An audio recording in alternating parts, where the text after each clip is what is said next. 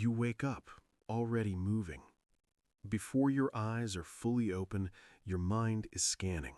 Messages, plans, unfinished tasks, notifications waiting like a line of small demands. The day hasn't begun, but the momentum has.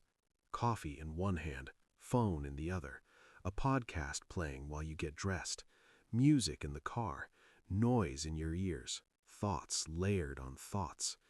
And beneath all of it, something you never quite turn toward, a heaviness with no clear name. You tell yourself you're just busy, productive, focused on improving your life. There are goals to reach, habits to build, places to go. If you keep moving, you won't fall behind. If you keep improving, you won't have to look back. If you stay distracted, you won't feel whatever that quiet weight is waiting in the background. So you move. From one relationship to the next, telling yourself the last one was just a lesson. From one project to another, believing the next success will finally make you feel settled. From one distraction to the next, scrolling late into the night, filling every silent space with something, anything that keeps you from being alone with your own thoughts. It doesn't feel like running. It feels like living. But every now and then, usually in the small gaps you didn't plan for, the shadow catches up. In the silence after a conversation ends, in the car with no music playing, in the moment before sleep when the day has run out of noise and there's nothing left to buffer the stillness. That's when you feel it most clearly. A tightness in the chest, a memory you didn't invite, a wave of sadness that doesn't match the moment, a restless urge to grab your phone, turn on the TV, text someone, anything to pull yourself back out of the quiet. And almost automatically, you do. Because somewhere along the way, you learned that stopping is dangerous. Modern life has perfected the art of helping you outrun yourself. Productivity is praised as virtue. Staying busy is seen as responsibility. Self-improvement is endless, always another version of you to become, another flaw to fix, another milestone to chase. Even rest has become performance, optimized, tracked, turned into content. And emotional pain? That's treated like an obstacle, something to move on from, something to stay positive through, something to bury under achievement, distraction, or a carefully curated image of being fine. But this didn't start with social media. For centuries, strength was defined as emotional restraint. Soldiers were taught to swallow grief. Workers were taught to push through exhaustion. Entire generations were raised with the quiet rule, don't dwell, don't feel too much, don't fall apart, endure, continue, produce. Running from pain was framed as discipline. Stillness was framed as weakness. So you inherited a strange belief without ever consciously choosing it, that the best way to deal with emotional wounds is to outgrow them, outwork them, outrun them. And for a while, it seems to work. You stay functional, you stay busy, you stay moving forward. On the outside, life progresses. You collect experiences, connections, accomplishments. You tell yourself you've moved on. But the pain you never turn toward doesn't disappear. It waits. Like a shadow that stretches longer the faster you run, emotional pain doesn't dissolve through avoidance. It goes underground. It seeps into the nervous system. It resurfaces as anxiety you can't explain, irritability that surprises you, a constant low-level restlessness that never quite leaves. You try to solve these symptoms on the surface. More productivity, more goals, a new relationship, a new routine, a new version of yourself. But the shadow remains, just out of sight, shaping your choices from behind the scenes. Because avoidance doesn't erase pain, it preserves it. It keeps the wound exactly where it was left, unfelt, unprocessed, unchanged, while you build a life around not touching it. And the more life you build around avoidance, the scarier it feels to ever slow down enough to face what's underneath. So you keep moving, not because you're free, but because stopping feels like falling into something you don't know how to survive. Yet here's the quiet twist no one tells you. The thing you've been running from is not chasing you to hurt you. It's waiting to be felt so it can finally loosen its grip. What if the heaviness you keep outrunning is not a sign that something is wrong with you, but a signal that something inside you is still waiting to be heard? What if the pain you're trying so hard to escape is actually the doorway to healing? Your body doesn't know the difference between a memory and a threat. That's where this story really begins. Imagine for a moment an early human standing at the edge of a forest, a rustle in the bushes, a shadow where there shouldn't be one. The heart rate spikes, muscles tense, breath shortens. The body prepares instantly to fight, to run, or to freeze. There's no time to philosophize. Survival depends on speed, not reflection. That system still lives inside you. Only now, the rustle in the bushes isn't a predator. It's a memory, a tone of voice, a look of disappointment, a text that doesn't come, a sudden wave of shame that seems to arrive from nowhere. And your nervous system reacts as if your life is on the line. Long before you can think, your body has already decided this is dangerous. The mind is not just a storyteller, it is a survival machine. Its primary job is not happiness, clarity, or peace. Its job is protection. And for most of human history, protection meant staying alive in a world filled with physical threats. Pain was a signal that something in the environment could harm you. Fear kept you alert. Avoidance kept you safe. But evolution has not caught up to modern life. Today, the greatest threats most people face are not wild animals or natural disasters. They are emotional experiences: rejection, abandonment, humiliation, loneliness, grief. And yet the same ancient systems fire in response. Your heart races after an awkward conversation. Your stomach tightens when someone seems distant. Your chest feels heavy when an old memory surfaces. The body doesn't label these as just feelings. It treats them like danger. So it does what it was designed to do. It tries to get you away. Sometimes that looks like fight. You get defensive, irritable, argumentative. You push people away before they can hurt you. Sometimes it's flight. You distract yourself, overwork, overthink, scroll endlessly, jump into new goals, new relationships, new environments, anything to outrun the discomfort. Sometimes it's freeze. You go numb, disconnected, unmotivated, stuck in place, unable to move forward, but also unable to feel what's underneath. And sometimes it's fawn. You people please. You shrink. You become what everyone else needs, hoping that if everyone else is okay, you'll be safe too. None of these are signs that you are broken. They are signs that your nervous system is trying to protect you with the tools it learned long ago. Avoidance is not laziness. It's not weakness.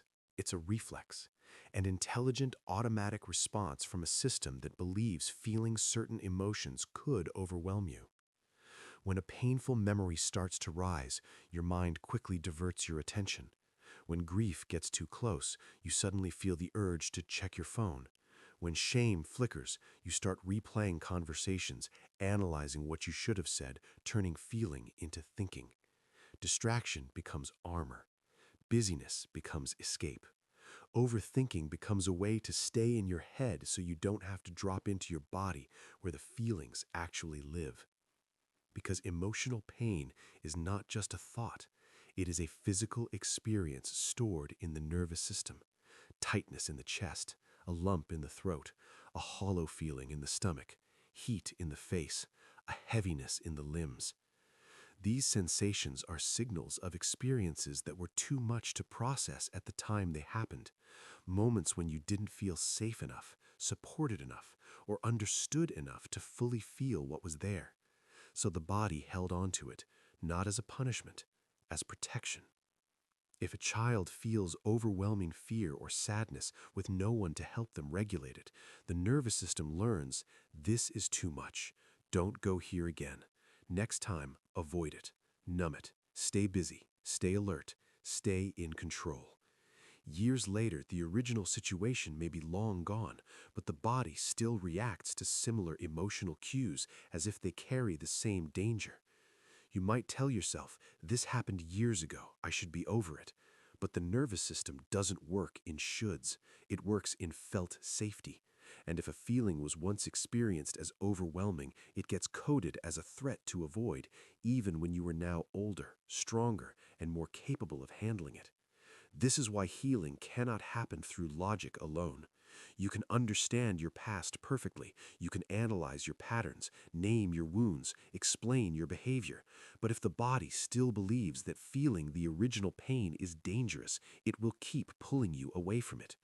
So you judge yourself for procrastinating, for numbing out, for staying in relationships that distract you from yourself, for chasing constant stimulation. But underneath all of it is a nervous system doing its best to keep you from reliving something it once experienced as unbearable. And here is the shift. What if your avoidance is not evidence that you are weak, but evidence that, at some point in your life, you were overwhelmed?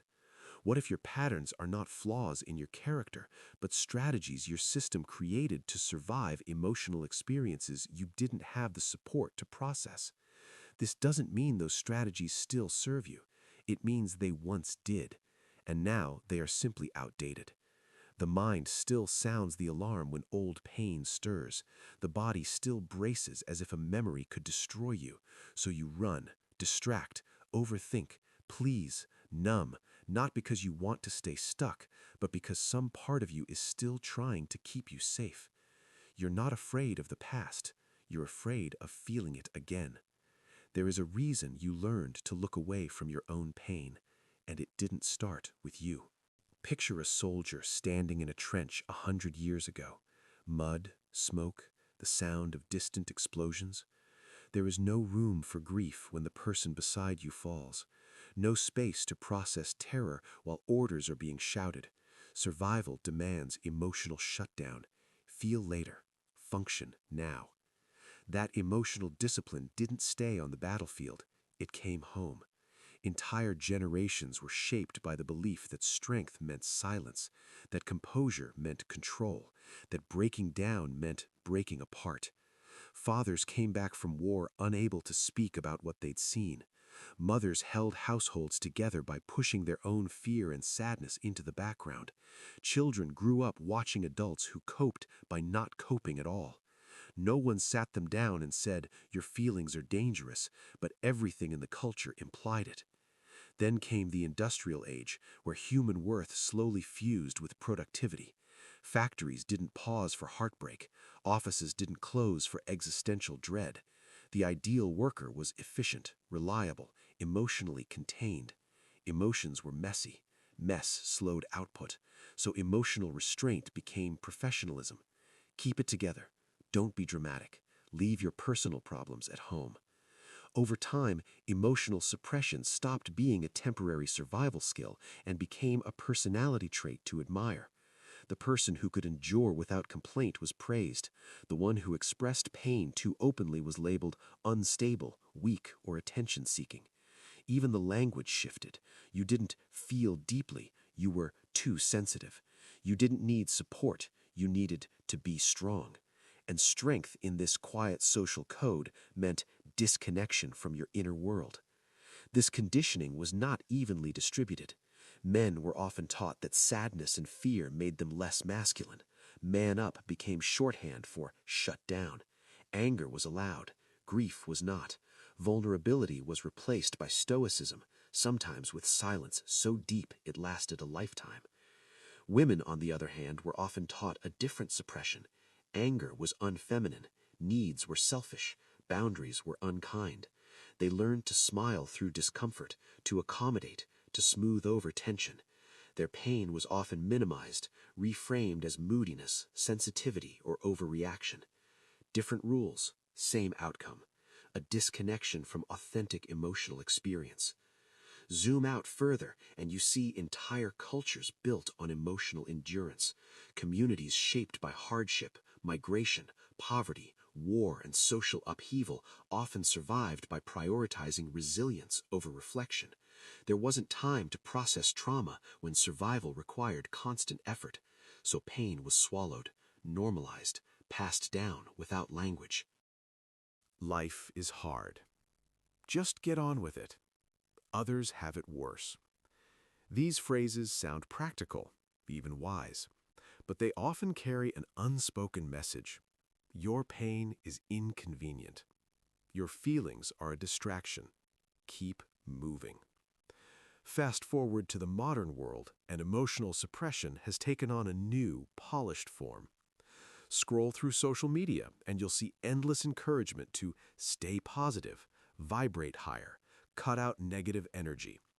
On the surface, it looks like emotional awareness, but often it's just avoidance in spiritual clothing. Sadness becomes a mindset problem. Anger becomes low vibration. Grief becomes something to bypass on the way to personal growth. Even self-improvement culture can become another escape. Podcasts, books, morning routines, productivity hacks, all useful in their place. But when used to outrun unprocessed emotion, they become distractions dressed as development. The message stays the same across centuries, just with different packaging. Keep going. Stay functional. Don't fall apart.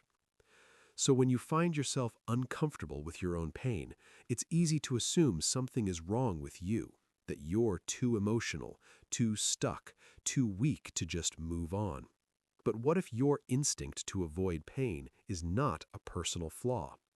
What if you inherited emotional habits from families, cultures, and systems that never had the safety, language, or permission to feel deeply? You were taught in 1,000 subtle ways that turning toward pain would slow you down, make you fragile, separate you from the group. So you learned to cope the way the world around you coped, by running, by numbing, by performing strength while quietly carrying weight no one could see. Understanding this doesn't erase your responsibility to heal, but it does remove the shame. It shows you that your avoidance is not evidence that you are broken. It is evidence that you adapted to a world that didn't know how to sit with its own wounds. And if society taught you to run from pain, healing begins when you learn to stop. You can outrun a place. You can outrun a person. You can outrun a memory, but you cannot outrun a feeling that lives inside your own body. At first, it seems like you can. You stay busy. You move forward. You tell yourself the past is behind you, that time has handled what you never had to face. You function. You laugh at the right moments. You show up where you're supposed to. And yet, something feels off. You're more irritable than you used to be. Small things feel overwhelming. You get tired in a way that sleep doesn't fix. Your mind won't slow down, or your emotions feel strangely distant, like you're watching your life through glass. Nothing dramatic happened today. No crisis, no clear trigger. So why does your body feel like it's carrying something heavy? Because avoidance doesn't erase emotional pain. It stores it. Every feeling you push away doesn't vanish. It fragments, it changes form, it moves underground, out of awareness, and begins expressing itself in ways that seem unrelated to the original wound. The grief you never allowed yourself to feel becomes a quiet restlessness, a sense that something is missing, that you can't settle, that you always need a new distraction, a new goal, a new person to focus on. The anger you swallowed because it felt unsafe to express becomes anxiety. Your system stays on high alert, scanning for problems, trying to control everything so you never have to feel that buried fire directly. The fear you told yourself was irrational becomes perfectionism. If you can just get everything right, anticipate every outcome, manage every detail, maybe you can avoid ever touching that old vulnerability again. On the surface, these look like personality traits. I'm just a worrier. I'm ambitious. I get stressed easily. But often they are emotional echoes, signals from feelings that were never fully experienced. Your body becomes a storage space. Muscles tighten around uncried tears. The jaw clenches around unspoken words. The chest constricts around fear that never found a safe release. Over time, the nervous system stays in a low-grade state of threat, not because danger is present, but because the past is still unresolved inside you. This is why you can overreact to something small and feel confused afterward, why a minor disagreement feels like a deep rejection, why silence from someone you care about triggers a wave of panic that seems disproportionate to the situation. The reaction isn't just about now, it's about then. Avoided pain becomes emotional debt, and like any debt, it doesn't just sit quietly. Interest accumulates. The longer a feeling is denied, the more it compounds. A single moment of childhood shame can turn into years of self-doubt. A season of loneliness can harden into a lifelong belief that closeness is unsafe. A few experiences of rejection can evolve into chronic people-pleasing, where your own needs disappear in the effort to never feel excluded again. On the surface, these look like personality traits. I'm just a worrier. I'm ambitious. I get stressed easily. But often they are emotional echoes, signals from feelings that were never fully experienced. Your body becomes a storage space. Muscles tighten around uncried tears. The jaw clenches around unspoken words. The chest constricts around fear that never found a safe release. Over time, the nervous system stays in a low-grade state of threat, not because danger is present, but because the past is still unresolved inside you. This is why you can overreact to something small and feel confused afterward, why a minor disagreement feels like a deep rejection, why silence from someone you care about triggers a wave of panic that seems disproportionate to the situation. The reaction isn't just about now, it's about then. Avoided pain becomes emotional debt, and like any debt, it doesn't just sit quietly. Interest accumulates. The longer a feeling is denied, the more it compounds. A single moment of childhood shame can turn into years of self-doubt. A season of loneliness can harden into a lifelong belief that closeness is unsafe. A few experiences of rejection can evolve into chronic people-pleasing, where your own needs disappear in the effort to never feel excluded again. On the surface, these look like personality traits. I'm just a worrier. I'm ambitious. I get stressed easily. But often they are emotional echoes, signals from feelings that were never fully experienced. Your body becomes a storage space. Muscles tighten around uncried tears. The jaw clenches around unspoken words. The chest constricts around fear that never found a safe release. Over time, the nervous system stays in a low-grade state of threat, not because danger is present, but because the past is still unresolved inside you. This is why you can overreact to something small and feel confused afterward, why a minor disagreement feels like a deep rejection, why silence from someone you care about triggers a wave of panic that seems disproportionate to the situation. The reaction isn't just about now, it's about then. Avoided pain becomes emotional debt, and like any debt, it doesn't just sit quietly. Interest accumulates. The longer a feeling is denied, the more it compounds. A single moment of childhood shame can turn into years of self-doubt. A season of loneliness can harden into a lifelong belief that closeness is unsafe. A few experiences of rejection can evolve into chronic people-pleasing, where your own needs disappear in the effort to never feel excluded again. On the surface, these look like personality traits. I'm just a worrier. I'm ambitious. I get stressed easily. But often they are emotional echoes, signals from feelings that were never fully experienced. Your body becomes a storage space. Muscles tighten around uncried tears. The jaw clenches around unspoken words. The chest constricts around fear that never found a safe release. Over time, the nervous system stays in a low-grade state of threat, not because danger is present, but because the past is still unresolved inside you. This is why you can overreact to something small and feel confused afterward, why a minor disagreement feels like a deep rejection, why silence from someone you care about triggers a wave of panic that seems disproportionate to the situation. The reaction isn't just about now, it's about then.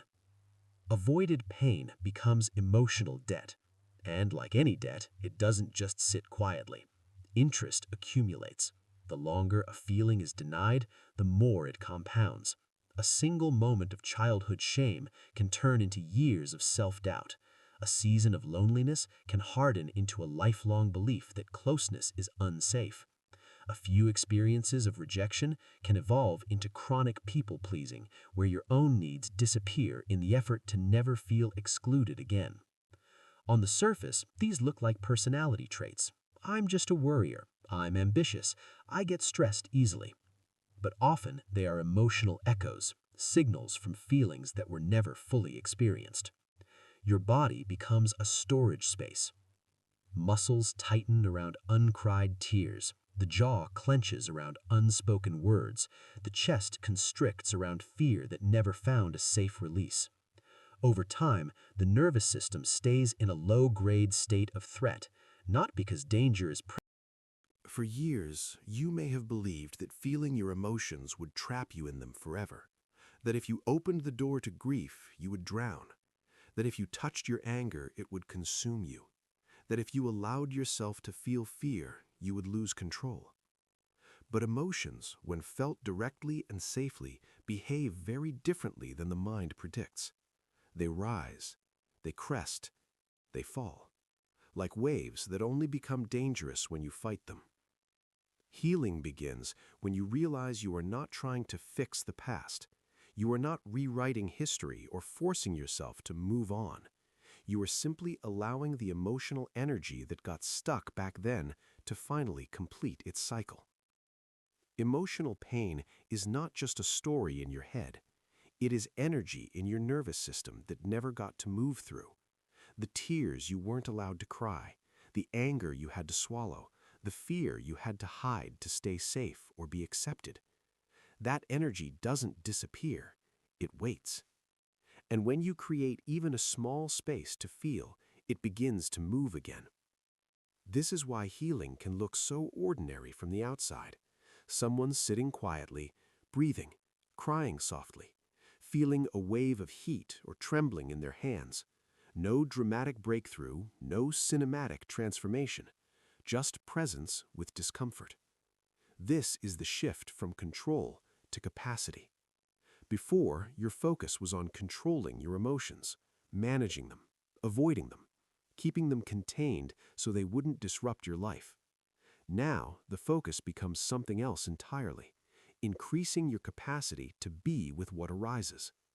You learn that you can feel sadness without disappearing, that you can feel fear without being ruled by it, that you can feel anger without becoming destructive. Each time you stay with a difficult emotion and realize you survived it, your nervous system updates its old belief. This is not fatal. This is survivable. This can move through me. The fear of being overwhelmed is often worse than the feeling itself. Anticipation amplifies what direct experience softens. When you finally allow yourself to feel, you discover that emotions are intense but temporary. They do not define you. They do not last forever.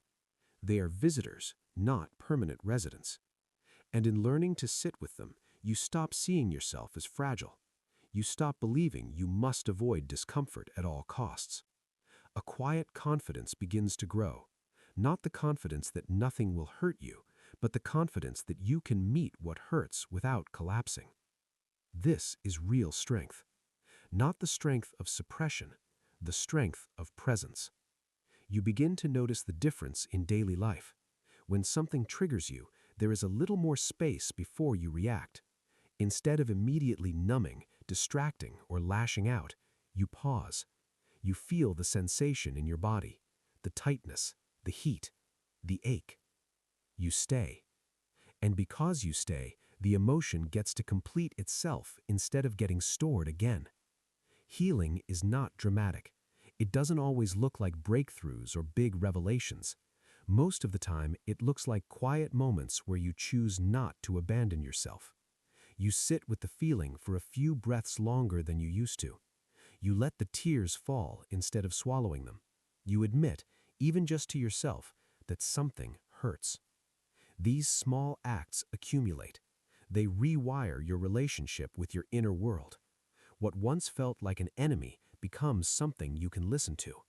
What once felt overwhelming becomes something you can move through. And slowly, almost gently, a new understanding takes root. You don't heal by escaping pain. You heal by expanding your ability to be with it. There is a quiet fear that appears when you first stop running.